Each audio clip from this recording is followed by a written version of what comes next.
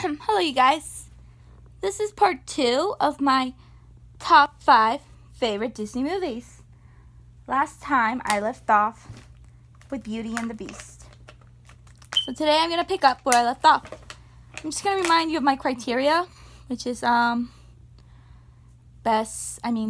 characters, side characters, the villain, the main character, the story, and the songs. Well, for number 3, I decided to pick Mulan. And let me just tell you something. The Little Mermaid, Beauty and the Beast, Mulan, those are the types of movies that I can watch over and over again. Every time they're on, I will watch them. That's probably why I consider them my favorites. And I never get bored with them. So Mulan. Can we just start with the main character? Mulan is a great character. Not only is she a great character, she's a great role model for young women. What I like about Mulan is that she's not someone who's very sure of herself at first. She's someone who doesn't know who she is and wants to find out. But by the end of the movie, she becomes totally kick-ass, She becomes more confident in herself. That's a great character arc. And you don't see that very often with women characters. You mostly see it with guys. And I appreciate that Disney kind of had this type of story that's centered around a male character, actually be about a woman. That's why I appreciate Mulan a lot. But I will tell you that the villain of Mulan is not that great, and that's probably why I rank it as 3rd. That is its weakest part, the villain. He is threatening and menacing, but he's kind of boring, and let's be honest, I kind of don't even remember his name. It's sad, but the movie's really strong, but the villain, the main bad guy, he's just not that interesting. He's boring, let's just say that.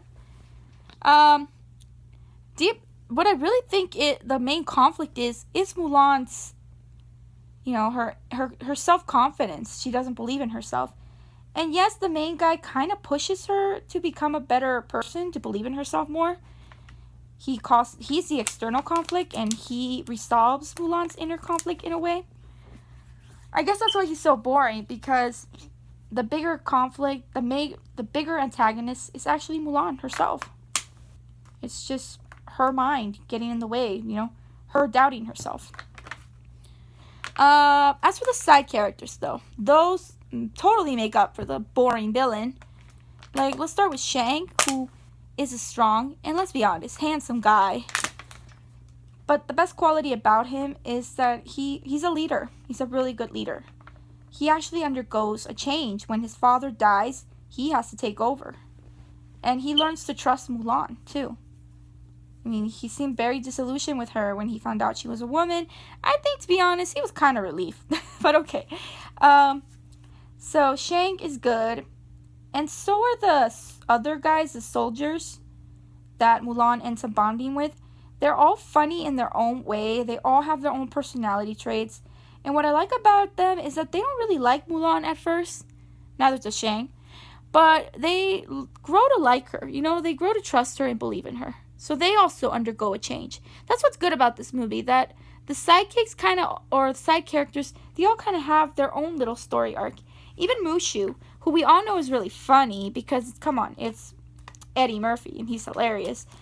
Even he has his own little arc. He wasn't really the one that was sent to help Mulan, But the ancestors, they learned to appreciate him.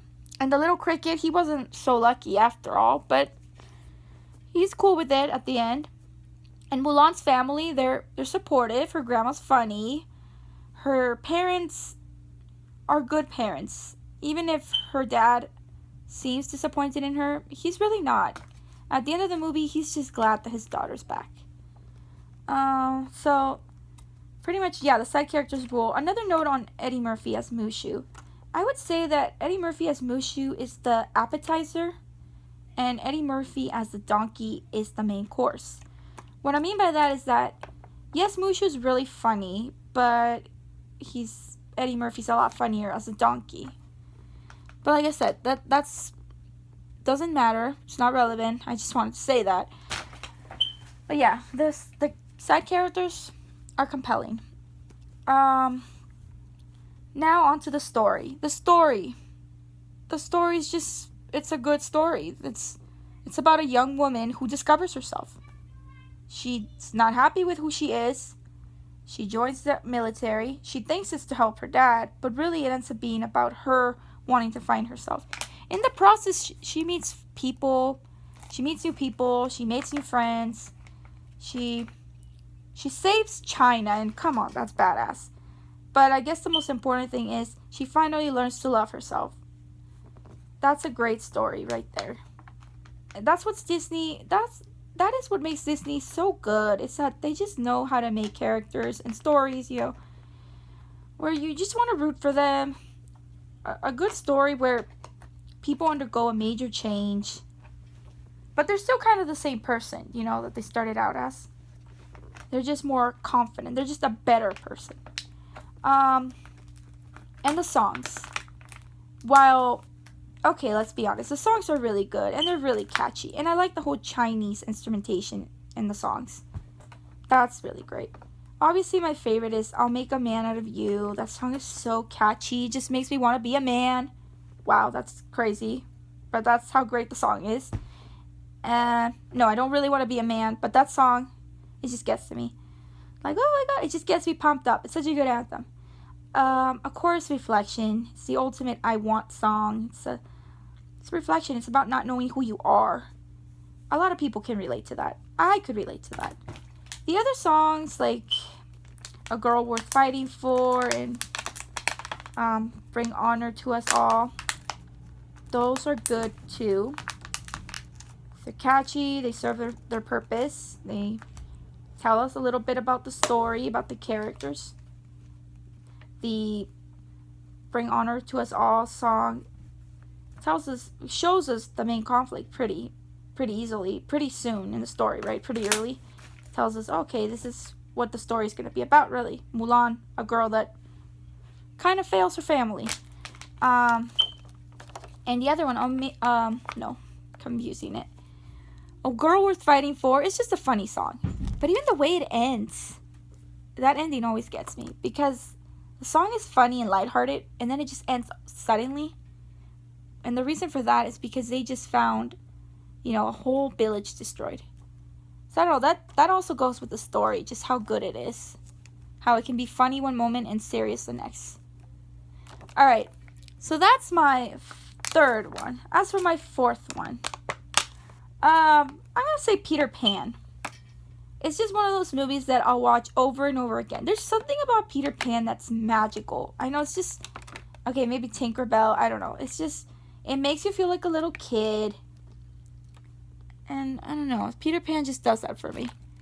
So, I'm going to start the main character, which as you all should know by now, it's not Peter Pan. Let's be honest. Because if he was, I wouldn't like the movie as much. Peter Pan kind of sucks, but I'll get to him later. The main character is Wendy. And, well, yeah, she's a 12-year-old girl. I assume she's 12. The reason she's great is because of what happens to her. She doesn't want to grow up, but at the end of the story, she does want to grow up. She undergoes a major change. She's the one that really changes. And we start with her. We get to know her family. We get to know her situation immediately. Peter Pan does not fit the bill. Even though the name of the movie is Peter Pan, the movie is about Wendy. And she's okay. She's a kind of motherly. She's an older sister. It's just how I imagine most older sisters are. And she grew up in Edwardian times, so she's very prim, very proper. Not how most 12-year-old girls are nowadays, I would say. Not how I was at all. But she's still a kid, She's at the stage where she's between being a kid and between being a teenager. So her behavior is all over the place, which is what makes her compelling. All right, now for the side characters. Of course, I'm going to start with Peter Pan. Peter Pan himself, he's just... he's a brat. He's a prick. I guess he kind of changes at the end a little bit, but no, he's still kind of annoying. And that's why I said if the movie was about Peter Pan, I wouldn't like it as much. Because Peter Pan is not someone that you just root for, you know? I mean, I rooted for him because, well, yeah, we're dealing with Captain Hook right here. But he's kind of insufferable. All the girls want him, and he knows it.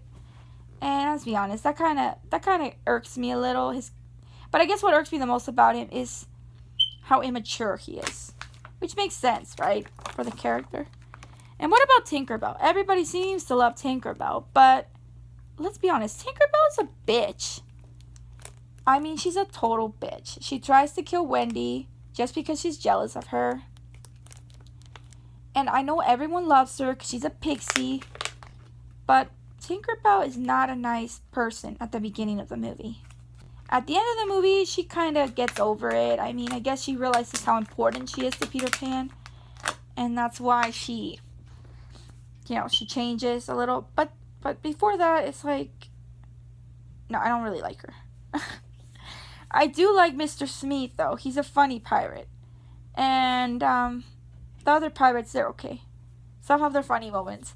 The Lost Boys, their banter, their interaction, it's funny. The Indians, they're okay. Tiger Lily, boring character. We don't know anything about her. Wendy's siblings, again, they're okay. They're like typical boys. One's smart, the other one's just the little baby brother, the cute one.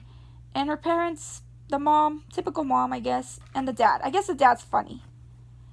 Because the dad is, if you didn't know, he's voiced by the same actor that voices Captain Hook, which is our villain. Now the villain, he's not necessarily scary. He's more funny than scary, I would say that. He has his moments where he does scare you a little bit. Because he is mean. But come on. What makes him cool is how funny he is. Him and the crocodile. That whole thing is just, it's fun to watch. And he is smart. He does manage to outsmart Peter once. I'll give him that. But the main reason I like Captain Hook is because he's a funny guy. The things that happen to him are just funny. Alright, let's get to the story. The story is, it's a simple story. It's about growing up, right? Kids not wanting to grow up. So they go to Neverland, a magical place where, well, like I said, Wendy sees that there is a point to growing up. You do have to eventually grow up. You can't be a kid forever. I think that's a good story. It's a story that all kids need to watch. Sometimes kids are the opposite of Wendy. They want to grow up too fast. So it could also help to show them that, hey, enjoy being a kid, you know? But then there's the kids that don't want to grow up. And again, the story does a really good job of showing you what happens if you don't grow up. You become a little prick like Peter Pan. That's what I think. Okay, finally, the music. This video is running long, so I'm just going to make a shorter video talking about my last top 5 movie and my honorable mentions, I guess. Okay.